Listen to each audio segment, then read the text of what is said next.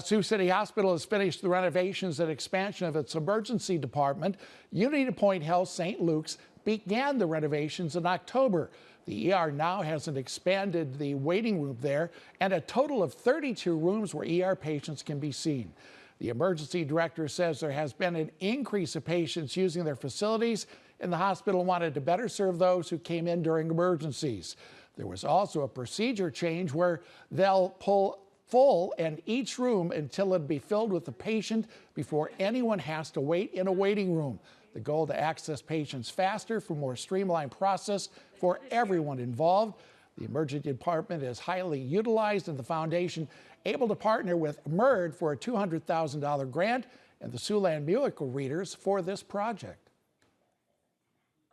All of the volume that we were seeing, patients were frustrated with the small space that they were confined in, and it really made the experience of the waiting time, less than ideal. Oftentimes people are like, oh, they don't look very busy, but in all reality, behind closed doors, our rooms are all full, and we're just trying to expedite care.